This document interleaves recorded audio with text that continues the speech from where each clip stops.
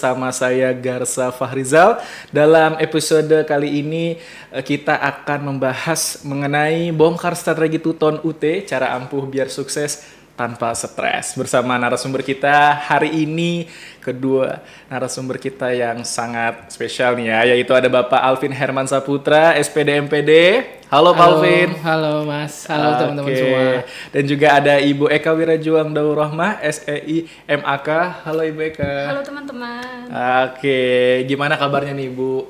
Alhamdulillah baik. Oke, Pak Alvin gimana kabarnya? Luar biasa. Oke. Semangat. Sahabat UT gimana kabarnya yang sedang menyaksikan live kita pada siang hari ini? Dan teman-teman sahabat UT, jika ada yang ingin ditanyakan bisa langsung aja ya berkomentar di live IG kita. Nah teman-teman, kita akan membongkar mengenai cara-cara strategi kita pada hari ini. Nah teman-teman sekalian, kita bertemu lagi pada episode 118 bareng narasumber kece yang bakal nemenin teman-teman kalian pada Jumat siang ini. Dan sebelum itu, saya Garsa Fahrizal ingin menanyakan terlebih dahulu nih kepada Pak Alvin nih. Pak Alvin, gimana kabarnya hari ini, Pak? Kabarnya luar biasa. Waduh, lagi sibuk aktivitas apa nih kayaknya nih? Kita ngobrol santai aja nih. Iya. Sekarang karena Tuton sudah mulai, ya berarti lagi balas-balasin diskusi mahasiswa. Oke. Kemudian juga lagi mempersiapkan untuk tugas mahasiswa untuk tugas 1 ya, untuk pekan depan sesi ketiga. Oke, jadi seperti itu ya. Iya. Oke, kalau Bu Eka gimana nih kesibukannya hari ini? Sepertinya harusnya nggak jauh juga ya dengan Pak Alvin ya, karena kan kita sama-sama dosen gitu. Jadi kita memang di minggu-minggu ini kita masih tutorial, kemudian apalagi kalau untuk yang dapat pembimbingan, mata kuliah pembimbingan tuh kita juga sedang mempersiapkan untuk webnya. Kemudian selain itu kalau di prodi sendiri kita waktu dekat ini kita akan menghadapi audit AMI, jadi memang untuk akademik kita sedang diaudit untuk kurikulumnya dan lain sebagainya. Kemudian selain itu kita juga kalau di prodi sedang mempersiapkan untuk ujiannya mahasiswa nanti. Oke, baik sahabat UT, tadi kita sudah mendengarkan ya dari Pak Alvin dan Bu Eka nih. Nah saya pengen tahu nih sahabat UT, mungkin teman-teman juga masih belum pada tahu nih apa sih Tuton itu. Nah mungkin bisa dijelaskan dulu ke Bu Eka dulu ya. Bu Eka mungkin bisa dijelaskan secara umum biar teman-teman mahasiswa UT, khususnya mahasiswa masih baru nih ya, yang masih maba-maba ini, biar tahu sih apa sih Tuton itu. Oke, sebagai pengantar nih yang pertama, seharusnya nih kalau teman-teman yang kemarin sudah mengikuti LPKBJJ, seharusnya teman-teman sudah paham dan tahu apa itu tutorial online. Tapi mungkin kadang kan namanya orang kan ada yang fokus, ada yang enggak, atau mungkin ada yang terlewat gitu ya. Nah ini kita refresh lagi ke teman-teman. Jadi Tuton atau tutorial online itu merupakan salah satu bentuk layanan belajar yang ditawarkan oleh UT ya teman-teman ya, untuk membantu mahasiswa dalam proses belajar mandiri. Nah, kenapa di sini kita bilang dalam proses belajar mandiri? Karena pembelajaran utama di UT adalah teman-teman belajar mandiri, sedangkan Tuton itu merupakan salah satu layanan bantuan belajarnya. Kemudian Tuton ini sendiri kita dilakukan melalui platformnya adalah Learning Management System atau LMS, dan yang kita sebut websitenya adalah elearning.ut.ac.id. Oke, ada ininya ya, wadahnya itu di elearning.ut.ac.id. Nah, sekarang Pak Alvin nih, strateginya apa, bagaimana nih untuk Alvin, sorry. Ini tegang kelihatan ya. Alvin, gimana strateginya? Iya, jadi tadi disampaikan oleh Bu Eka bahwa Tuton itu adalah salah satu layanan ya. Yeah. Kalau layanan pembelajaran, layanan bantuan belajar. Nah, jadi kan sumber utama UT itu kalau mau kuliah itu baca modul. Yes, betul. Baca modul. Nah, sekarang di UT itu nggak ada yang ngingetin kamu baca modul kapan? Nah, teman-teman tuh. Wah, kamu ngerjain tugas kapan? Nah, setidaknya adanya Tuton itu diingatkan. Nah, jadi pada saat Tuton itu membuka materi inisiasinya, kemudian diskusinya. Kalau diskusi kan kalau mau jawab, otomatis harus baca modul. Jadi diingetin bahwa kita sedang kuliah di UT. Karena 7 dari 10 mahasiswa UT itu tidak sadar dirinya sedang kuliah di UT. Wow, saking apanya nih? Saking apanya? Karena saking belajarnya mandiri. Wah, Bayangin nih, hari Senin sampai hari Minggu. Senin sampai Jumatnya kerja, Sabtunya pacaran, Minggunya sama keluarga. Nah, kapan belajarnya? Nah, itu yang jadi masalah. Nah, berarti yang paling paling menentukan adalah gimana sih cara belajar UT itu menentukan manajemen waktunya, time manajemennya. Itu sih gitu. Lanjut nih masih di Pak Alpin. Wah. Oke, Pak Alvin, apa sih yang membedakan Tuton dengan metode pembelajar lain yang ada di UT? Nah, kalau Tuton pun sebenarnya banyak. Kalau sekarang ini banyak jenisnya ya. Tuton itu ada yang blended, ada yang tutorial online, ada yang webinarnya juga. Tapi sebenarnya Tuton tersendiri adalah layanan yang sifatnya asinkronus. Asinkronus nih teman-teman ya. Asinkronus itu jadi lebih sederhananya kayak gini. Kita itu berinteraksi dengan tutor atau dengan dosen itu tidak dalam satu waktu, tidak dalam satu tempat. Melainkan ada platform namanya tadi e-learning ya, dari LMS. Jadi kalau misalnya sekarang ngirim tugas, sekarang diskusi bisa dibalasnya besok atau lusa gitu. Ya? Betul. Iya. Okay. Jadi tidak satu waktu gitu, tapi di dalam satu sesi, yaitu sesi satu misalnya dari hari Senin sampai hari Minggu. Oke, gitu. baik. Nah, teman-teman, tadi kan udah tahu nih ya apa perbedaannya dan juga jadi tutorial online ini mengingatkan teman-teman juga kan tugas-tugasnya dan lain-lain. Iya. Karena bahkan kekasih pun nggak bakal ngingetin kita juga ya. Iya, kalau kasihnya kuliah di UT kayaknya saling ngingetin sih. Berarti satu alma mater ya. Iya. Sekarang Oke. banyak ya. Ke Bu Eka nih. Bu sahabat Eka, UT ya. silakan. Bu Eka, saya pengen tahu Bu Eka, bagaimana Tuton ini bisa memberikan pengaruh nilai kepada mahasiswa di UT? Seperti apa? Oke, Mungkin bisa dijelaskan ke sahabat UT.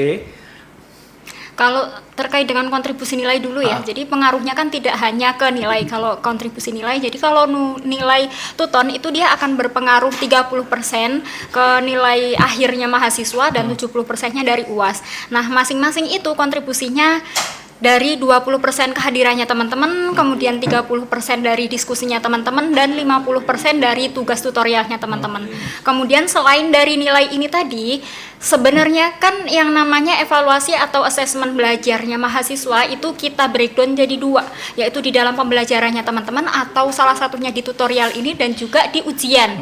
Nah, ketika kita memberikan soal atau diskusi di mahasiswa itu di dalam tutorialnya, yang kita nilai adalah bagaimana mahasiswa ini bisa menerapkan atau bahkan menganalisis sebuah teori.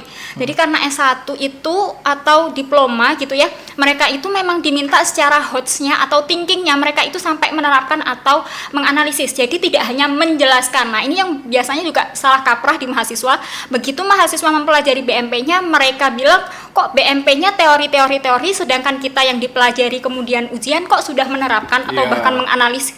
Ya karena ini teman-teman, jadi mahasiswa itu tidak hanya diminta untuk bisa sampai menjelaskan, tetapi sampai menerapkan dan analisis. Nah, kemudian analytical thinking dan critical thinkingnya itu dipelajari dan didapatkan ketika dia mengikuti tutorial. Sedangkan UAS itu sudah penguasaan konsep dan teorinya gitu.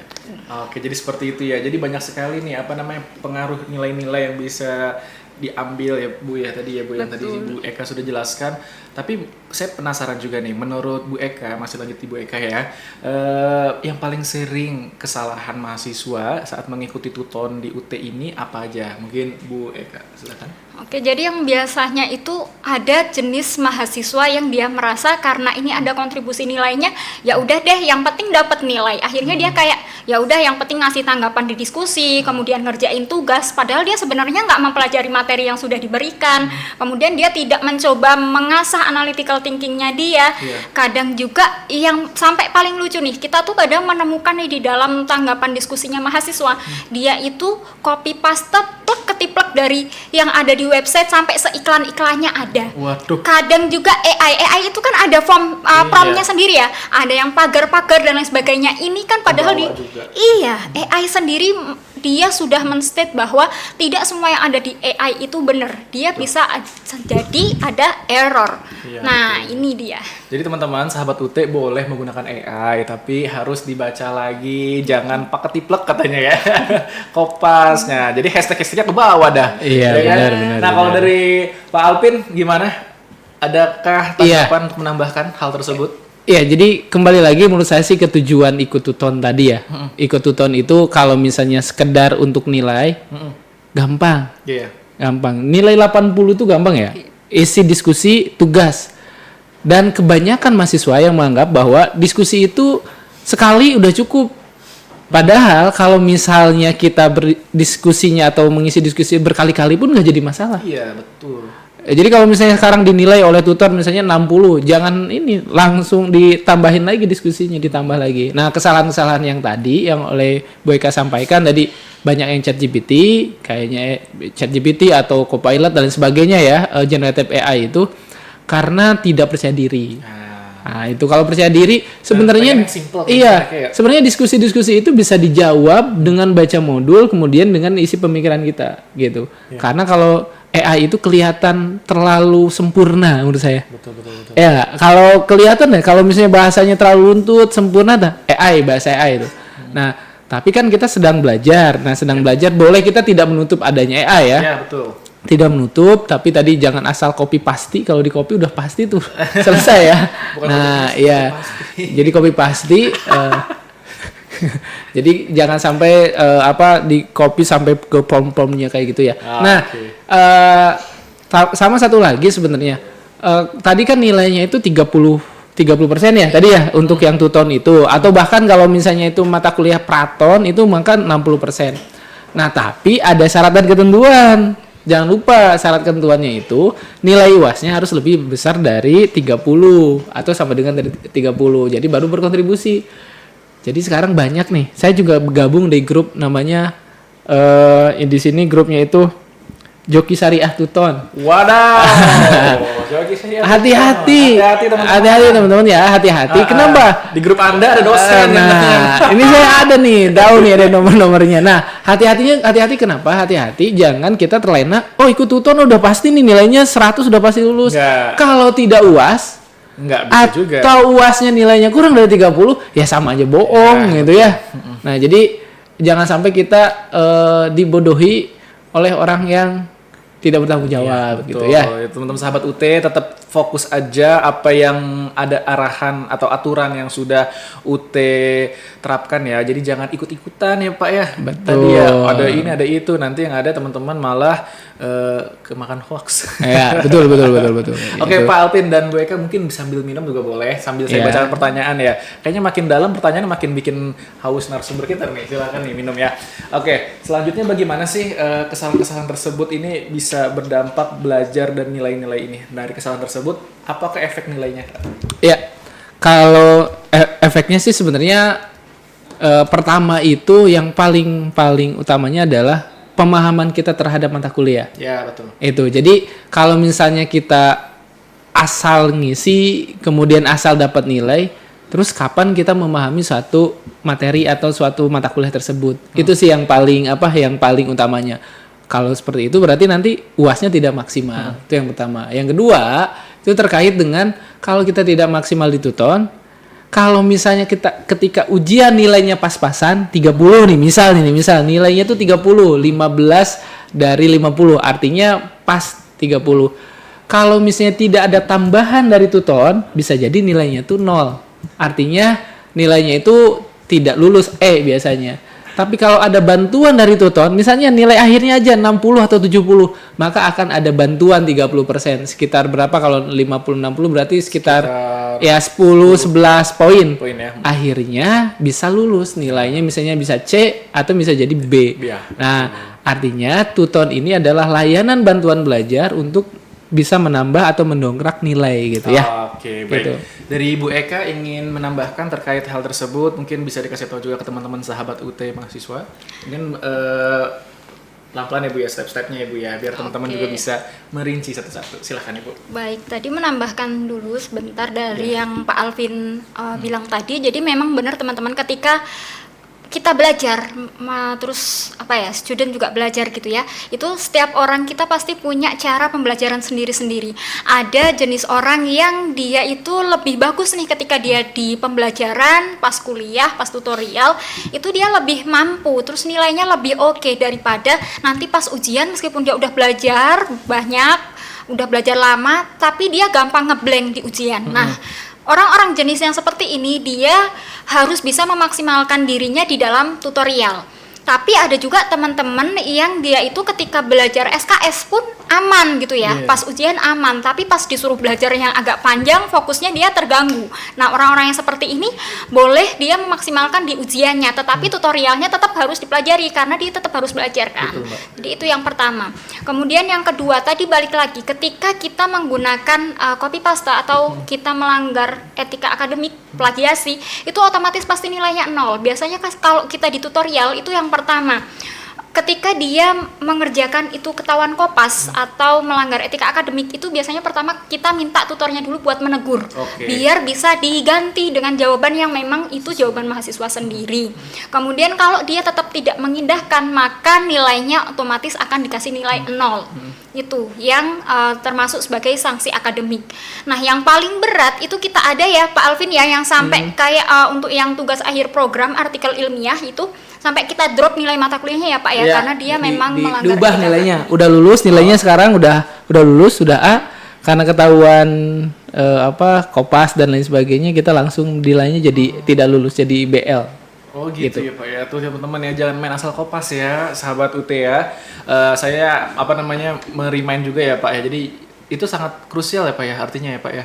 Ya, apalagi di mata kuliah yang memiliki CPL-nya itu tinggi. Ya tadi artikel ilmiah, tugas akhir programnya misalnya juga ada project. Kemudian kalau misalnya tugas sekarang yang praktik-praktiknya atau pratonnya. Nah, kalau misalnya kita kopasnya benar-benar kopas, walaupun sudah keluar nilai, kemudian nanti ada yang laporan. Nah, laporannya dari mana sih laporannya? Misalnya gini, ada kita kopas dari satu laporan di internet. Kemudian teman-teman kan menyampaikan ke kita, kemudian kita masukkan ke repositorinya. Kemudian ada orang yang, kok ini judul saya? Kok ini materinya? Nah, akhirnya kan melapor. Nah, akhirnya kita selidiki, oh iya ternyata ini kopas plek ketiplek, kalau saya bahasanya copy paste ya. Nah, jadi itu bisa dibatalkan. Jadi kalau bahkan bukan hanya nilai loh, gelar pun ketika berhubungan dengan etika akademik itu bisa batal.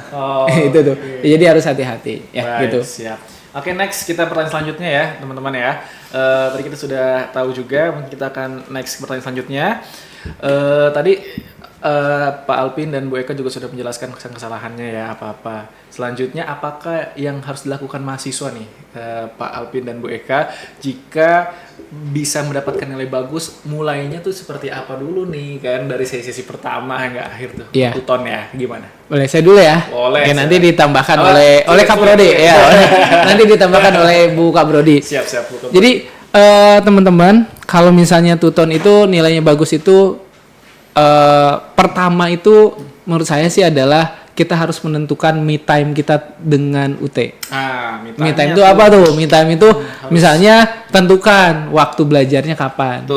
Nah, misalnya apakah waktunya 15 menit, 30 menit, terserah teman-teman. Teman-teman yang tahu kesibukan teman-teman. Saya misalnya staf ahlinya presiden misalnya, ya. Sibuk banget ya. Ya udah saya 15 menit satu mata kuliah. Nah, apa yang harus dilakukan? Kalau misalnya mau ikut buka tuton, silakan buka tuton. Misalnya di hari Senin. Tentukan hari Senin sebelum subuhan misalnya jam 4. Nah, buka modul, kemudian pertama isi kehadiran. Kalau ada di situ form kehadiran, ada juga mata kuliah yang nggak perlu form kehadiran. Yang kedua, berarti lihat diskusinya. Ketika ada diskusi, ada pertanyaan, kan ada pertanyaan dari mana ini ngejawabnya? Ada materi inisiasi, di-download. Tidak hanya di-download, dibaca dulu. Kemudian jawab materi inisiasinya. Jawabnya jangan panjang-panjang juga, sesuaikan dengan diskusinya. Kalau diminta diskusinya menurut pendapat sendiri, ya pendapat sendiri. Tapi kalau misalnya disuruhnya untuk cari referensi. Jadi tergantung kepada diskusi yang ada, pertanyaan yang ada. Kebutuhannya. Iya, kalau ini minta pendapat sendiri, malah referensinya yang banyak. Nah, itu ya. Benar. Jadi harus sesuai. Kenapa? Karena penilaiannya nanti akan disesuaikan dengan pertanyaan yang diajukan pada diskusi itu. Setelah itu udah selesai tuh sesi 1. Nah, yang membedakan di sesi 3, 5 dan 7. Nah, di 3, 5, 7 kita punya effort yang lebih. Kalau belajarnya awalnya 15 menit ditambah di 3, 5, 7 jadi 30 menit Untuk apa? Ngerjain tugas. Nah, tugasnya di 357. Nah, tugasnya di-download dulu misalnya di hari itu, di hari berikutnya baru di-upload. Jadi hanya itu.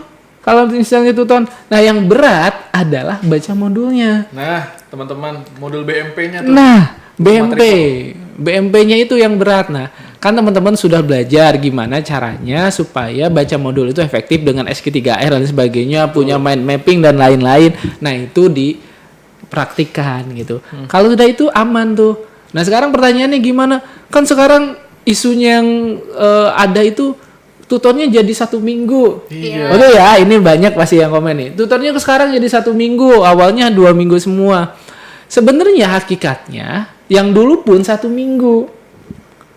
Karena misalnya gini, tanggal 1 sampai tanggal 14 sesi 1, padahal sesi 2 mulai tanggal 8. Ini misalnya ya. Nah, artinya kita 1 minggu 1 sesi.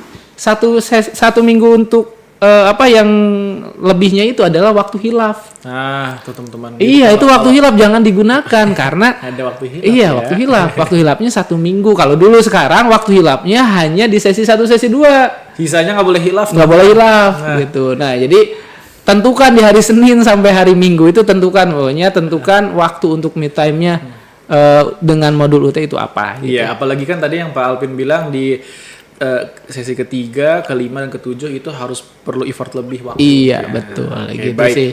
Oke, mungkin Bu Eka, tambahan dari Bu Eka. Silakan Ibu menambahkan Ibu ke Prodi. Oke, baik.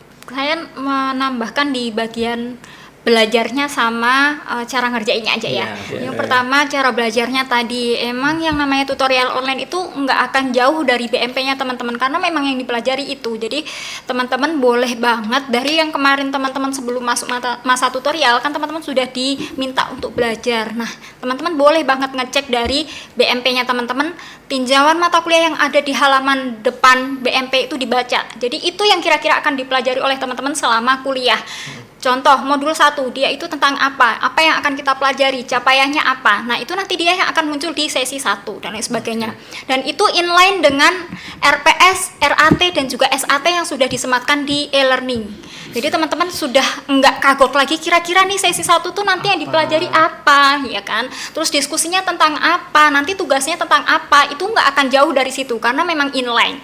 Kemudian yang kedua adalah terkait kalau pas ngerjain diskusi ataupun tugas, jangan lupa tadi Pak Alvin udah ngingetin harus on time. Ketika sistemnya sudah close, teman-teman lupa ya udah lewat gitu kan, sistem tutup, teman-teman nggak akan bisa ngerjain lagi. Jadi memang manajemen waktu itu sangat penting. Kemudian kalau seandainya nih teman-teman sudah baca tutorialnya masih kurang, baca BMP masih kurang, silakan teman-teman bisa ke Pustaka UT atau ke YouTube-nya UT, UT Radio, e-lecturing, terus webinar di prodi, di fakultas, di universitas, atau dari YouTube atau dari manapun. Banyak sumber belajar yang free untuk teman-teman. Ada RBV juga ya, Bu? Iya, ada RBV UT. Betul. Terus kemudian yang terakhir nih, kalau teman-teman bilangnya kan saya nggak bawa BMP kemana-mana, ada kok BMP online-nya gitu kan. Terus mau ngerjain tuton, kan saya nggak bawa laptop, pakai HP bisa, pakai tab bisa. Sekarang ada loh aplikasinya teman-teman, aplikasi e-learning boleh di-download di App Store, terus di Apple Store juga ada. Jadi teman-teman nggak ada lagi alasan teman-teman sedang di mana, ngapain, nggak bisa ngerjain tugas atau diskusi. Cocok banget ya jadi ibu dosen tuh ya. Iya, sudah detail ya. Aku juga penasaran nih Bu Eka, tadi kan sudah dijelaskan tips-tipsnya nih. Jadi mahasiswa UT, sahabat UT nggak ada alasan lagi untuk nggak belajar ya, nggak, aduh saya nggak bawa BMP dan lain-lain, karena semua udah di aplikasi ya. Betul. Online, secara online bisa belajar di mana aja dan kapan aja. Jadi sefleksibel itu ya Bu ya, belajar di UT ya. Oke, lanjut lagi sahabat UT. Tadi kan saya juga sudah bertanya terkait untuk mendapatkan nilai bagus dengan mengikuti tutorial online atau tuton. Selanjutnya saya pengen tahu lagi nih pendapat Bu Eka lagi ya. Bagaimana tips secara mahasiswa menentukan materi yang perlu diprioritaskan untuk dipelajari saat itu? Boleh dulu ya? Mas Boleh Alpian, ya? boleh dulu Pak Alpin. Alpin. Mirip teman saya. Oh gitu. Alfian tuh kan di sini kalau Alfian. Ya, jadi teman-teman, kalau misalnya ada pertanyaan, gimana cara menentukan materi prioritas? Kalau di UT itu kan strukturnya itu sudah jelas ya, dari modul 1 sampai modul ke-9 atau modul ke-6. Nah, yang paling penting itu tadi kalau Bu Eka menyampaikannya di tinjauan mata kuliah, itu tinjauan mata kuliah untuk seluruh modul. Betul. Tapi kalau per modul lihat di pendahuluan setiap modul. Ada. Nah, ingat ya, pendahuluan setiap modul sudah pasti ada namanya tujuan interaksional khusus atau tujuan pembelajaran. Diawali dengan kata-kata seperti ini. Biasanya kebanyakan modul. Setelah mempelajari modul ini, mahasiswa dapat 1. Menjelaskan terkait dengan PKN. Misal 2. Latar belakang PKN. Nah, pernyataan yang tadi buatkan pertanyaan. Jadi apa yang dimaksud dengan PKN? Apa hakikat PKN? Maka pada saat baca modul, pada saat mau menentukan materi itu yang dilihat. Iya. Itu yang ditandain. Itu yang dibuat mind mapping. Nah, jadi materi prioritasnya apa? Carilah jawaban untuk menjawab pertanyaan yang ada di awal modul. Ada di bagian pendahuluan setiap modul. Itu yang paling penting atau itu yang utama. Kenapa? Karena nanti pada saat ujian pun yang akan ditanya tidak akan keluar dari tujuan interaksional khusus tadi. Gitu. Mungkin Bu Eka bisa menambahkan. Silakan Bu Eka untuk menambahkan. Kalau saya lebih ini mungkin dari pengalaman pribadi ya. Jadi tadi jenis belajar orang belajar itu beda-beda masing-masing. Kalau kayak saya itu lebih suka yang audiovisual. Nah, karena kita dapatnya BMP ya kalau di UT. Saya tuh suka nyoret-nyoret warna-warni gitu ya. Silahkan, boleh banget teman-teman berkreasi. BMP-nya teman-teman mau di warna-warni kayak apa, di highlight mana yang penting dan lain sebagainya, itu silakan. Yang nggak dijual lagi kan BMP-nya ya? Iya. Tapi untuk belajar ya. Terus selain itu teman-teman boleh juga tadi cari dimanapun sumber belajarnya. Kemudian, nah biasanya juga ada orang yang butuh motivasi dulu nih ketika mau belajar sebuah materi. Biasanya juga caranya ini salah satunya, kalau memang contoh nih kita mau mempelajari terkait dengan konsep hukum acara perdata contohnya ya. Coba deh, iya, contoh kasus-kasus hukum yang saat ini lagi hipe. Kadang kalau kita lagi mendengarkan sesuatu atau mendapatkan insight dari sebuah kasus-kasus baru yang menarik, kita tuh lebih tertarik untuk belajar hal tersebut. Itu boleh banget teman-teman dengan cara yang seperti itu. Atau mungkin contoh, sekarang lagi hipe banget nih pertambangan, korupsi di mana-mana. Waduh, nah, berat. Ini juga kita kalau pengen mempelajari teorinya, terus hal-hal terkait itu di mata kuliahnya kita, itu bisa banget. Tapi motivasinya tadi lewat case-case dulu. Itu silahkan. Jadi teman-teman punya kebebasan belajar dari manapun awalnya gitu ya, tergantung dari teman-teman sendiri. Siap. Jadi pada intinya sahabat UT yang menyaksikan live IG kita pada hari ini, teman-teman itu diminta untuk mengisi tuton dan lain-lain, itu harus pintar juga membagi waktu. Jadi jangan ada alasan nih saya full seminggu, kayaknya sesibuk-sibuknya orang pasti bisa menyempatkan waktu. Betul nggak, Pak? Betul. Jadi jangan ada alasan, wah saya nggak sempat nih, bla bla bla bla bla, kayaknya waktunya kurang. Balik lagi, time management teman-teman sahabat UT sendiri yang harus dijadwalin. Jadi jangan menyalahkan orang lain. Jadi diri sendiri harus clear dulu ya, Pak ya. Betul. Nah, tadi kan sudah dikasih tips-tipsnya tuh, ya kan, minimal abis subuh bisa ya 10-15 menit ya mengerjakan ya, Pak ya. Ya kan Bu ya. Terus kalau sebelum tidur juga bisa ya. Bebas. Bebas pada intinya teman-teman sendiri yang bisa mengatur waktunya. Jadi jangan disalahin sibuknya dan lain-lain. Oke, kalau ingin mencapai tujuannya menjadi seorang sarjana, magister dan doktoral. Baik, selanjutnya bagaimana tips agar memberikan motivasi teman-teman mahasiswa semangat mengerjakan tuton? Tipsnya nih. Iya, saya dulu ya. Boleh ya? Boleh dong. Oke, nah jadi teman-teman kalau di UT kan belajarnya fleksibel katanya, belajarnya di mana aja. Tapi juga ada seperti ini juga teman-teman. Kalau kita belajarnya kapan-kapan, lulusnya pun kapan-kapan gitu. Betul. Nah jadi motivasinya ya gimana kita? Betul. Kita meng-create, misal kita mau IPK bagus, mau tepat waktu misalnya 4 semester atau 3,5 semester yang SIPAS bisa jadi gitu. Ya berarti harus punya arah atau punya rencana untuk bisa ke sana gitu. Berarti kalau misalnya SIPAS di semester 3 nanti semester 4-nya dia banyak SKS-nya yang diregistrasikan gitu. Kemudian kalau misalnya mau nilainya bagus, berarti baca modulnya yang rajin, diskusinya yang rajin gitu. Nah, jadi motivasinya dari mana sih? Ya dari diri sendiri. Kalau misalnya kitanya mau belajarnya kapan-kapan, tutornya kapan-kapan, registrasinya hanya 1-2 mata kuliah, ya lulusnya pun kapan-kapan. Jadi motivasi terbesarnya adalah dari diri teman-teman. Yang kedua pasti dari keluarga. Siapa sih yang nggak seneng pada saat wisuda nanti taunya kerja, ya kan? Nah taunya teman-teman kerja, tapi ada undangan Tiba-tiba tiba-tiba wisuda nggak dikasih tahu. Wah itu luar biasa tuh, doa orang tuanya tuh ketika itu tuh udah pasti mustajab tuh gitu. Baik. Gitu sih kalau dari saya. Jadi 2 ya, dari sendiri, yang kedua dari orang terdekat terutama orang tua. Bu Eka boleh memberikan motivasi semangatnya untuk teman-teman sahabat UT.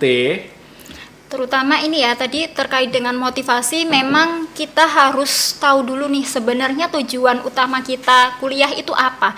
Biasanya orang ketika mau melakukan sesuatu atau kita menetapkan sesuatu itu pasti ada tujuan dan ada konsekuensi. Nah, contoh nih tujuannya, oke, saya pengen sarjana karena saya pengen nanti saya daftar di mana gitu ya untuk kerja, atau mungkin ada yang dia pengen untuk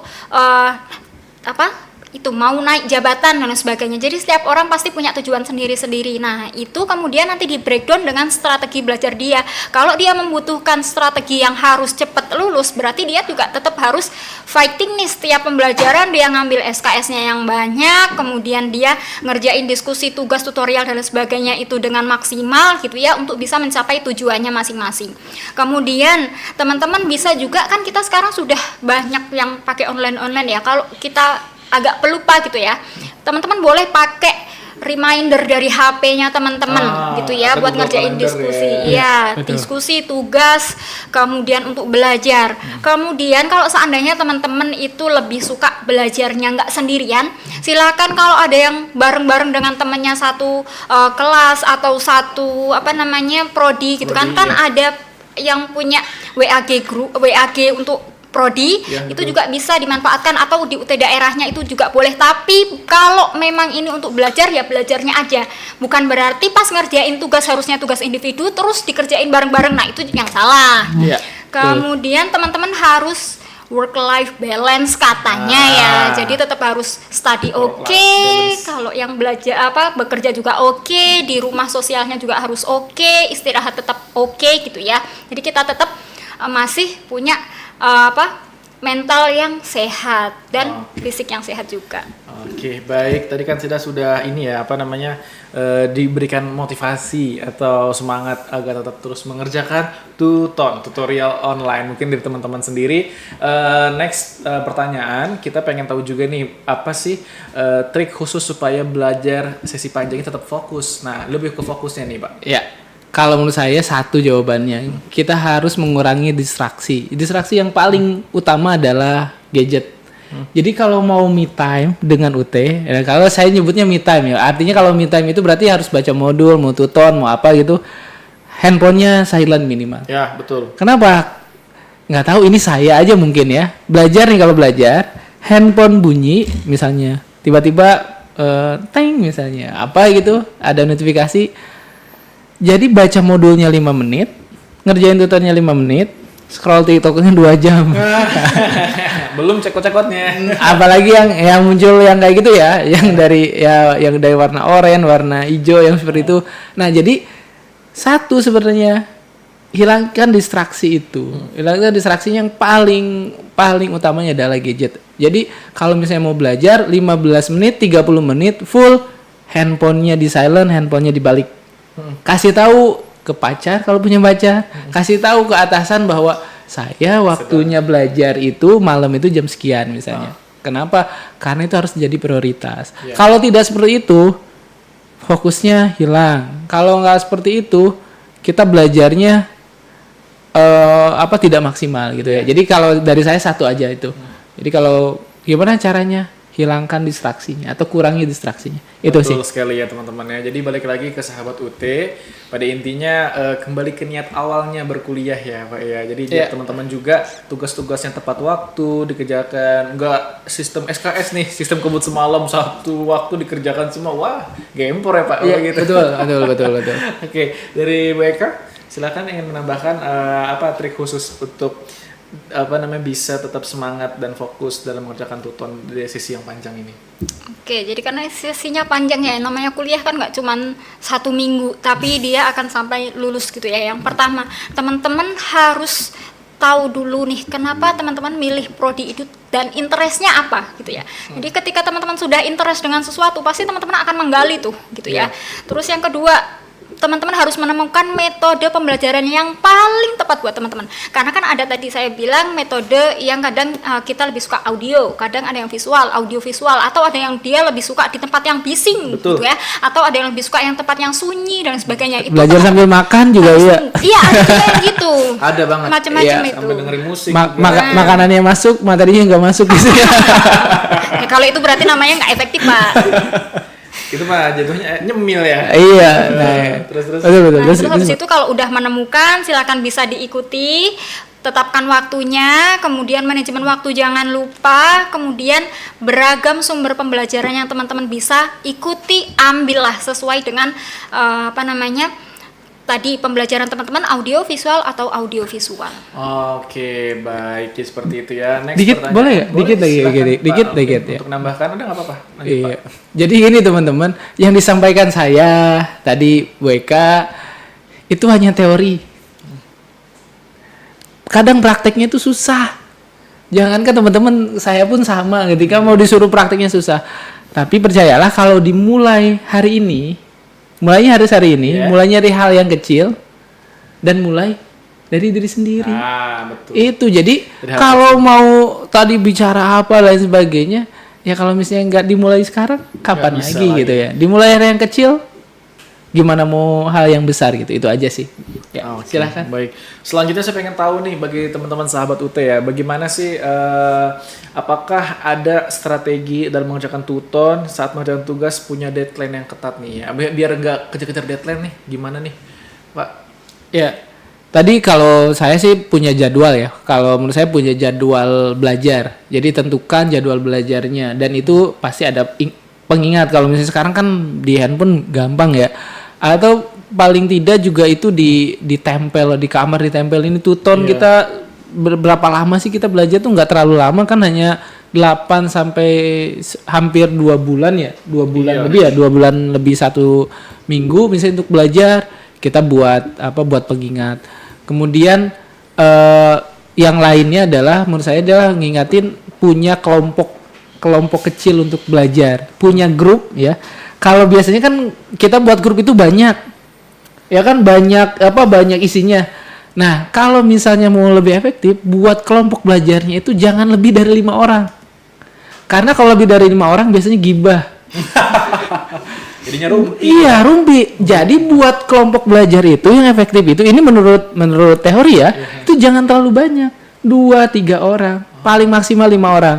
Ngerjain satu atau 2 mata kuliah misalnya nanti untuk belajar itu seperti itu.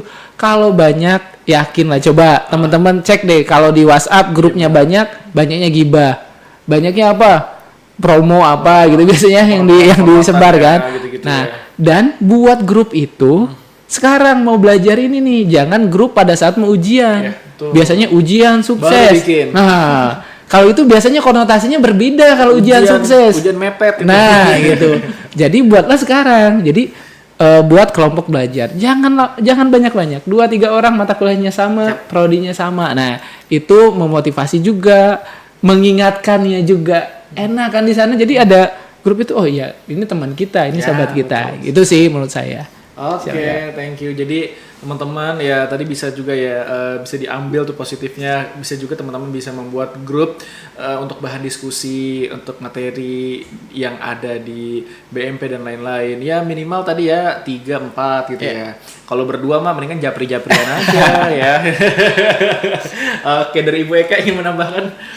Paling kalau dari saya satu aja sih, yang ini adalah PR buat semua orang, yaitu jangan menunda. Nah ini tuh PR-nya kita. Kadang-kadang tuh kita tuh mau ngerjain sesuatu, udah di planning nih, ada jawabannya di kepala gitu kan, tapi belum dikerjakan. Nah itu teman-teman. Terus kemudian yang disebut jangan menunda, contohnya apalagi kalau teman-teman yang sambil kerja ya, kadang tuh kita pulang kerja kan naik kendaraan umum dan lain sebagainya. Pas teman-teman mau naik kendaraan umum atau pas di dalam kendaraan umum nunggu di perjalanan kan teman-teman bisa sambil baca istilahnya. Ditengok dulu tuh itu materi tentang apa ya, diskusinya tentang apa ya, nggak langsung dijawab nggak apa-apa tuh. Kadang-kadang kan kita kepikiran nih di jalan sambil mikir diskusinya tadi case-nya tentang apa ya, topiknya apa ya, dipikir dulu. Nah nanti kalau udah nyampe rumah baru deh kita kerjain. Setidaknya kita sudah membuat pemikiran dulu di kepala kita, kemudian langsung kita kerjain kalau sudah nemu dan sampai rumah atau di tempat yang tepat. Oke, baik, siap. Oke, lanjut ya pertanyaannya Pak ya. Jadi kita sudah bahas banyak nih tentang mengatur waktu ya, kurang lebih sama ya Pak ya. Iya. Saya pengen tahu juga terkait tips mengerjakan diskusi dan tugas. Mungkin sahabat UT masih ada kebingungan teman-teman ya, dimanapun yang masih kebingungan bagaimana sih cara menjawab forum diskusi, bagaimana cara agar mendapatkan nilai bagus, dan ada minimal katakah atau kriteriakah lain yang bisa menjadi unsur penilaian. Pak Alpin mau dijawab apa Bu Eka dulu? Bu Eka dulu deh ya. Oke. Boleh, Bu Eka dulu. Terkait dengan forum diskusi ini ya, ini diskusi dulu berarti kita nggak ngomongin tugas dulu. Jadi sebenarnya hampir sama. Jadi kita tetap harus tengok dulu tuh di dalam forum diskusi itu biasanya akan dikasih topik yang harus dibahas di sana atau dikasih case. Apalagi kalau di prodi-prodi tertentu itu sudah case based tuh. Diskusinya. Nah, kemudian sebelum teman-teman ngerjain, tolong dipelajari materinya. Karena materi itu akan terkait dengan kasusnya. Kadang-kadang teman-teman itu mengerjakan forum diskusi terkait kasus itu dia nggak tahu teorinya, atau sebaliknya dia cuma baca kasusnya tanpa tahu teorinya. Akhirnya jawabannya nggak benar. Ya. Kemudian kalau bisa teman-teman itu create lagi paraphrase. Jadi ketika kita belajar sesuatu itu kan kita kan terus kemudian ngambil dari sumber-sumber mana, terus di-create lagi, dibahasakan sendiri paraphrase, baru ditaruh di dalam diskusinya, forum diskusinya. Habis itu teman-teman silakan tadi gunakan sumber belajar tambahan biar nggak cuman kita belajar dari e-learning-nya doang atau BMP-nya doang, biar tahu sebenarnya di dunia nyata itu digunakannya seperti apa. Kemudian batas waktunya jangan lupa, tanggalnya berapa, itu teman-teman kan bisa tuh melihat di dalam e-learning-nya, dia due date-nya kapan dan lain sebagainya, itu di sana ada. Oke, baik. Dari Pak Alpin ingin menambahkan sedikit Pak terkait hal tersebut? Iya, kalau diskusi tadi kalau misalnya ini hindari ChatGPT ya atau OpenAI yang lainnya, karena saya ini langsung buka aja nih, ini diskusinya mahasiswa nih. Ada ciri khasnya biasanya kalau menggunakan generative AI itu. Di akhir itu dengan kesimpulan. Nah, itu kita udah pasti saya langsung jawabnya, tolong jawabnya jangan AI-nya jangan ketahuan banget gitu. Nah, jadi teman-teman tadi AI boleh sebagai alat bantu, tapi tetap yang menjadi selektifnya atau misalnya jadi judgement terakhirnya untuk itu dijadikan jawaban kita terkait dengan diskusi ataupun tugas itu di diri kita gitu. Jadi kita harus bertanggung jawab apa yang ditulis, apa yang jadikan tugas. Kalau misalnya tidak, berarti nilai kita tidak akan maksimal. Gitu ya. Langsung ke pertanyaan. Oke, baik.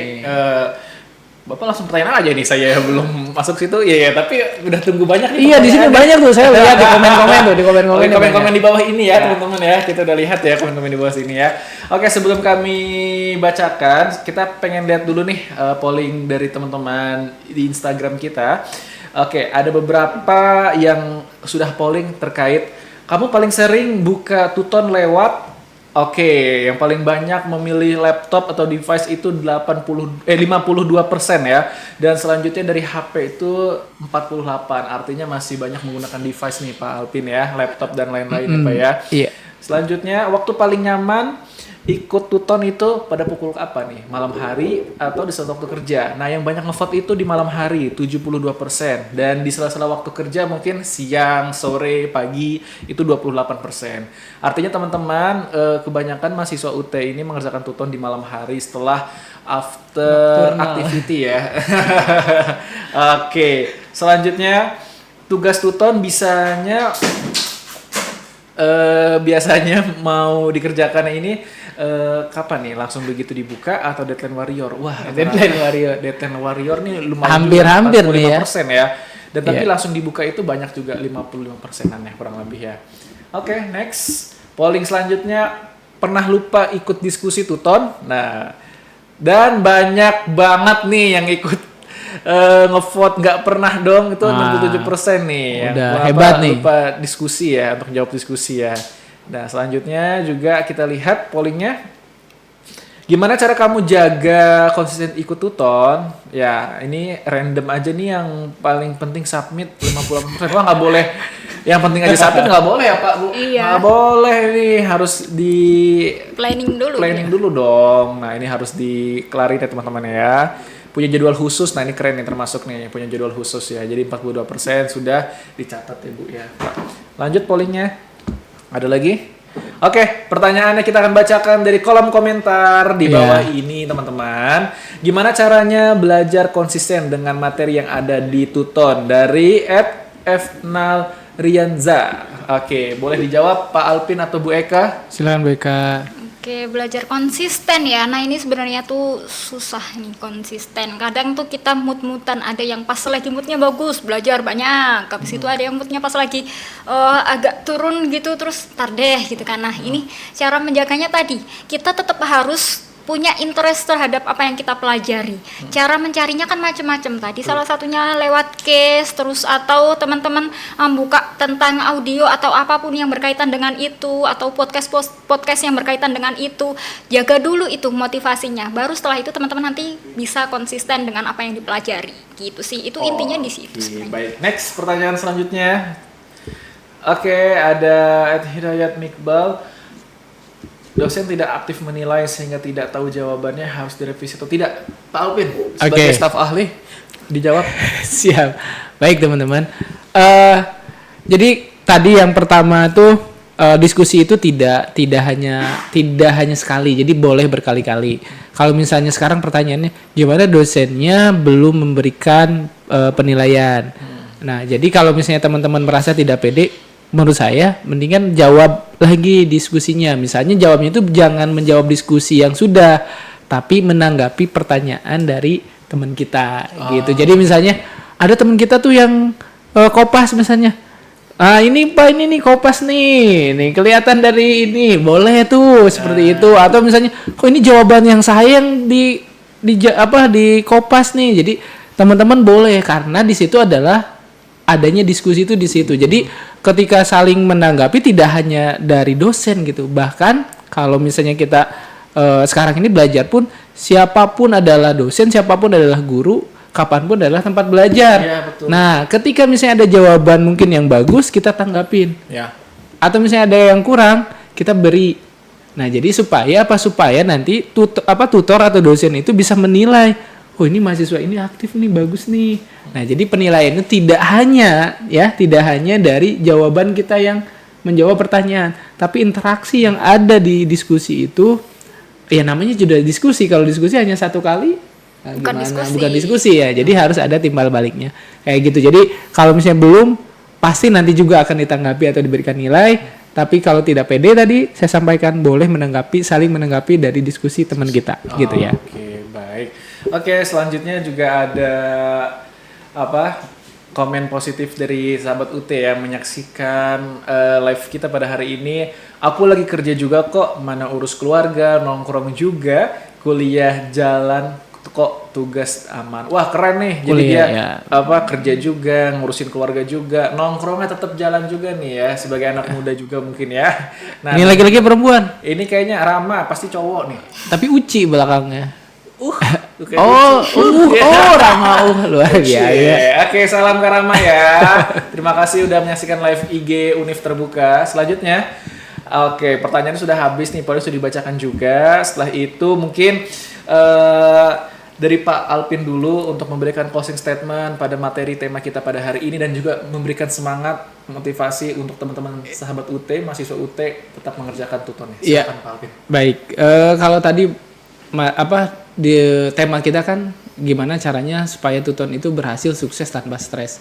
Kalau stres itu ciri-ciri orang yang tidak siap berarti. Nah, kalau stres itu berarti ciri-ciri orang yang tidak punya amunisi kalau mau dia berperang. Stres kan. Ya, berarti kalau misalnya supaya tidak stres, kita siapkan seluruh amunisinya, kita siapkan seluruh perangkat yang ada. Kalau misalnya biasa tadi belajarnya audio teori, mereka harus siapkan berarti ada musik dan lain sebagainya. Jadi siapkan seluruh komponen yang mendukung untuk pembelajaran kita supaya tidak stres. Dan saya yakin mahasiswa UT itu mahasiswa yang luar biasa. Banyak mahasiswa yang sedang bekerja, sedang cari kerja, Betul, Pak. ya kan? Tapi saya yakin kalau misalnya mahasiswa UT itu bisa berinteraksi, kemudian bisa menjawab soal, menjawab diskusi dengan baik. Karena mahasiswa UT itu banyak, berapa sekarang? 760 apa 770.000, berarti menjadi pilihan yang tepat, bukan lagi alternatif. Sekarang menjadi pilihan utama untuk melanjutkan pendidikan gitu. Jadi selalu semangat mahasiswa UT dimanapun berada. Oke, baik, dari Ibu Eka boleh berikan closing statement-nya. Oke, jadi kalau closing statement saya, satu, teman-teman ini kan sekarang sebagai salah satu pembelajar di Indonesia gitu ya. Nah, banyak yang bilang kita semua pengen ada perubahan yang baik di Indonesia. Indonesia itu yang pegang teman-teman semuanya loh nanti. Mantap, Jadi, betul. teman-teman, saat inilah teman-teman harus belajar dulu.